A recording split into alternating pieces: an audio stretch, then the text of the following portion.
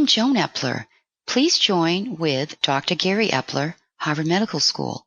Dr. Epler recently discovered new brain science, and today we're going to talk about how this applies to post-disaster stress. I'm Dr. Gary Epler. I made a new brain science connection about transferring unhealthy thinking to healthy thinking. I call this Know Who You Are Moment by Moment. Today, we're going to apply this to post-disaster stress. This new brain science is that you can only think out of one region of your brain at a time. So know the brain region you're thinking from, and that's who you are, moment by moment. How does this apply to post-disaster stress?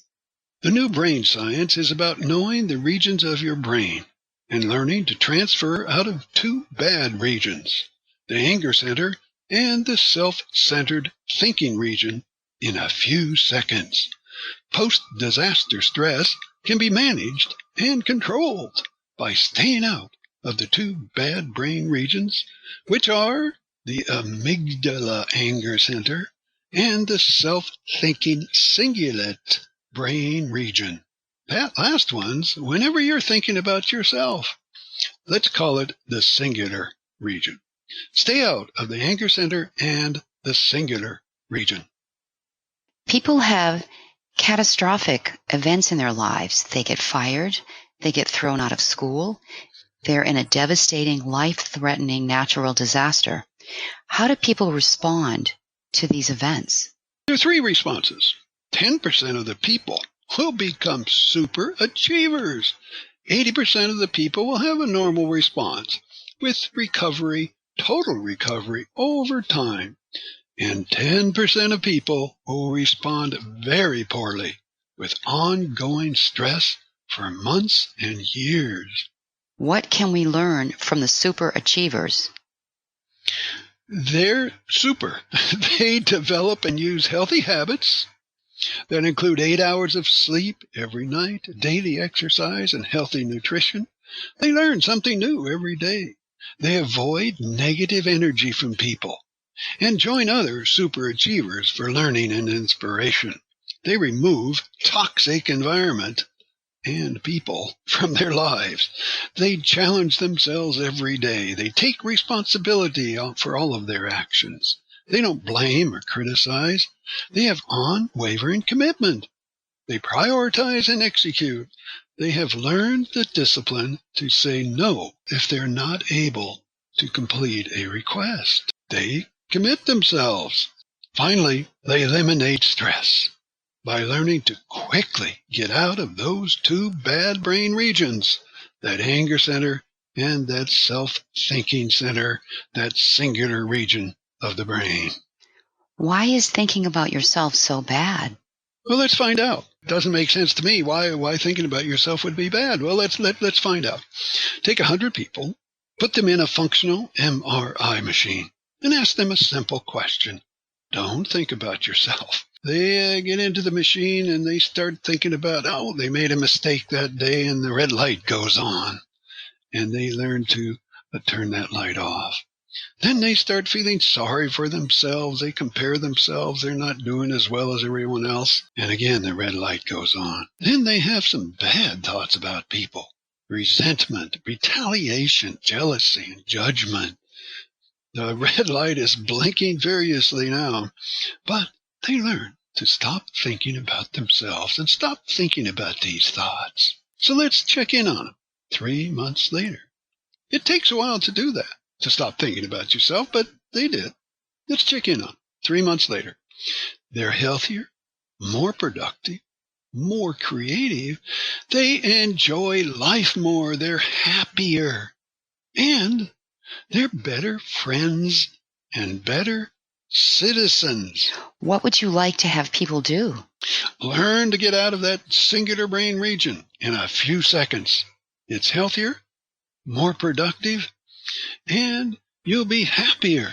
What is the response from 80% of the people to one of the disastrous events? We talked about that 10%. Those are those super achievers. But most people The 80%, they return. And it's a slow process, but people gradually return to their normal routine. They usually return to their work and their daily routine. That's a way to get back to their routine. And they replace these details of the events with their work and their daily routine. Eventually, the event fades from active memory and forgotten. What about the 10% of people who can't forget about the disastrous event and continue to dwell on the negative event for months and even for years and years? This is a major, major problem.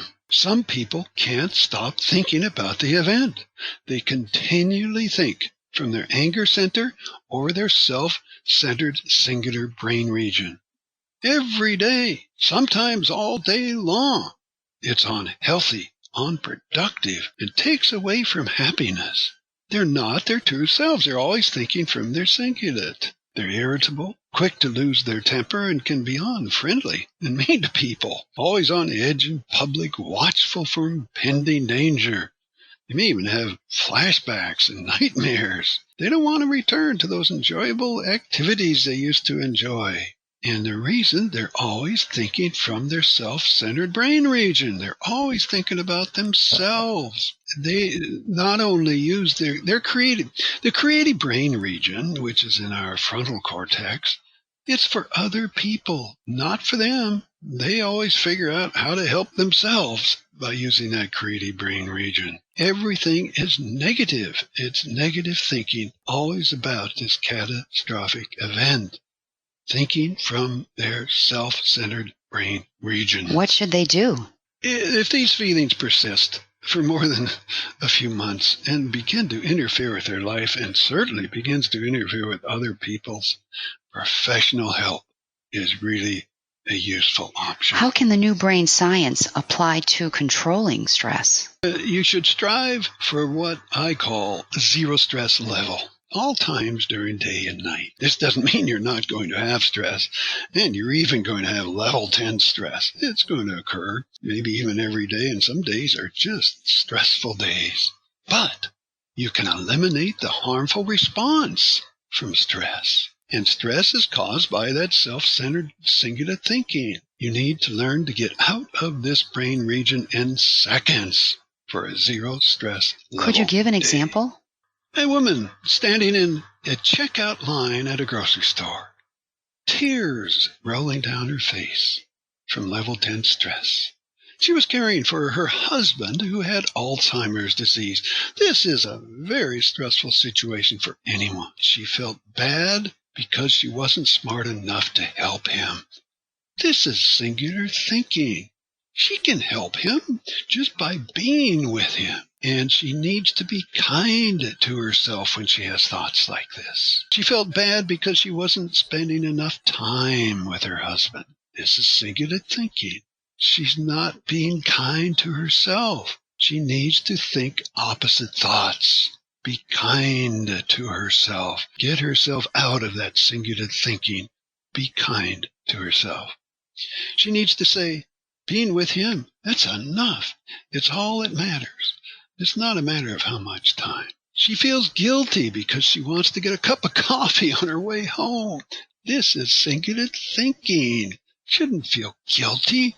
She needs, again, to think about spending the time with him, giving him the time. That's what it's about.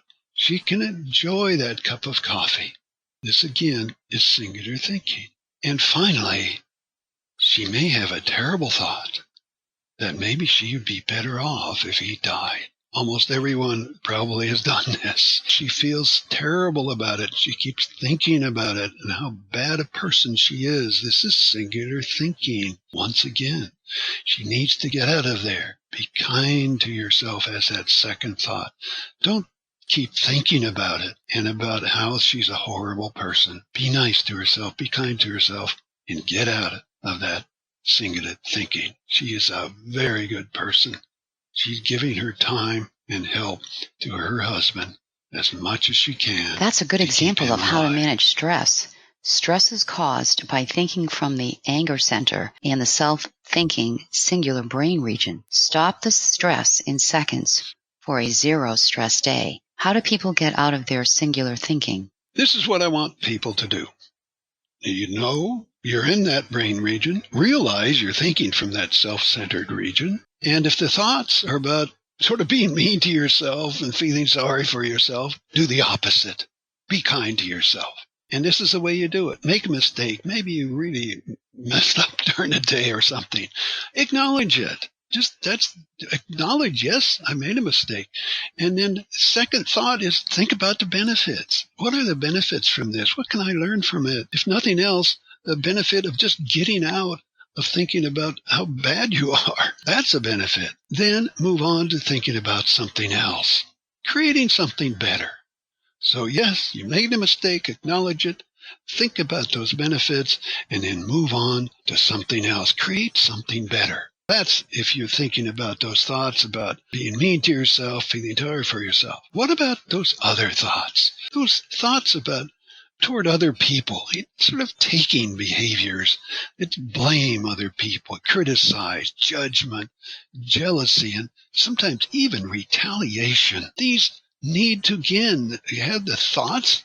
We're all going to think things like that, but acknowledge them and get the benefit from that and move on. And the way to move on from this is to give, because it's the opposite. You're taking, and so now give. Just give. Give your time. Give your energy. Give your help. Give an answer to a question. Get out of the self-thinking singular region by being kind to yourself and giving your help. Do you have any closing comments? Post-disaster stress is from self-centered thinking and from thinking from that singular, that anger center. You can manage this stress by knowing who you are moment by moment. Know your brain region. Learn to get out of that anger center and that self-centered thinking brain region quickly for improved performance, creativity, This is Joan Epler and enjoyment. Dr. Gary Epler closing today's segment. Next time, we'll talk about starting a new health habit.